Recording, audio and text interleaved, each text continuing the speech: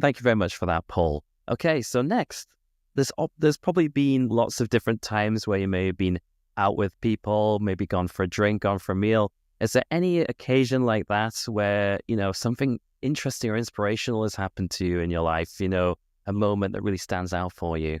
This is difficult actually, because I am fortunate. I have met some pretty awesome people over the years and been inspired at lots of events or rub shoulders with them. But I'm going to name drop. I did go for lunch with Graham Wiley, the founder of Sage, and I found him very inspiring. So it was about 5 years ago, I think. Actually, maybe longer. It was probably 2016 when I was still in the early days of starting my own business, and I was managing to get a bit of positive media coverage for what I was doing.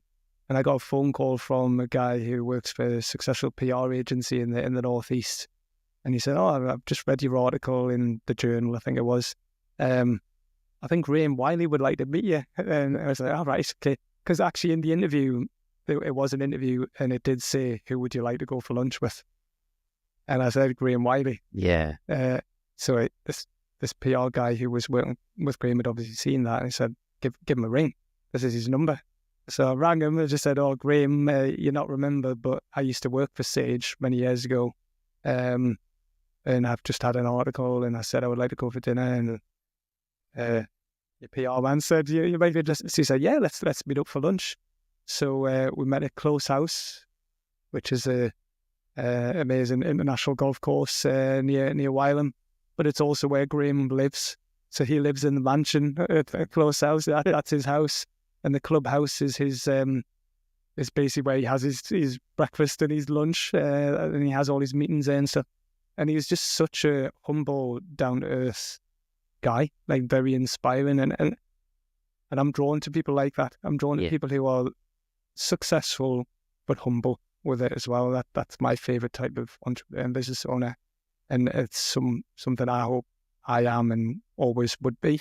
I'm not at Graham Wiley's level, but if I ever was as successful as he is, I think I would still stay humble and want to encourage and support others. And he gave me some great advice, and we had a lovely lunch together. And I think if I wanted to, I could give him a call in time, and so you could have another dinner. Yeah, so maybe it's about time I got back in touch with Graham. Yeah. But interestingly, a lot of people know about Sage, FTSE 100, hugely successful company, not just for the Northeast, but for the whole of the UK. One of the UK's biggest success stories when it comes to tech and digital software.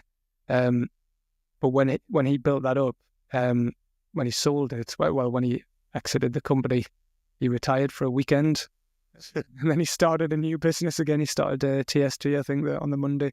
Oh wow! So, yeah, just a born entrepreneur. Yeah, he just got too much to offer and too young to retire. Probably never will.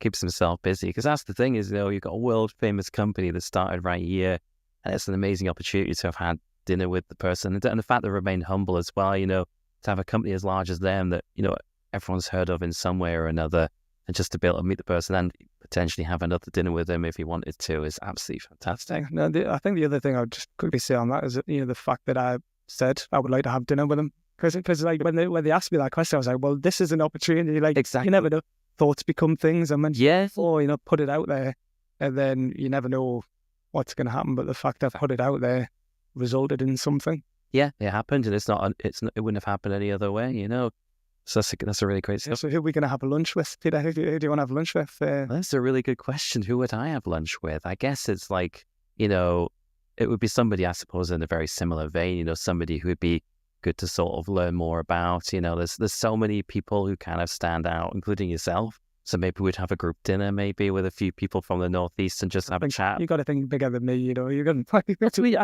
You'd definitely be in there. I think as a group, it'd be great, because there's so much that goes on here, and it's one of those things that when I'm traveling around, I'm always talking about how great it is here, and they're always surprised to hear it. A lot of people associate the Northeast with what it used to be rather than what it is now, and they kind of go, "Really? It's like that?" They don't expect it of us, and I like to kind of break that expectation and show them you come up, you come up to here and see what it's like, and you'll be very surprised. I always say that to people.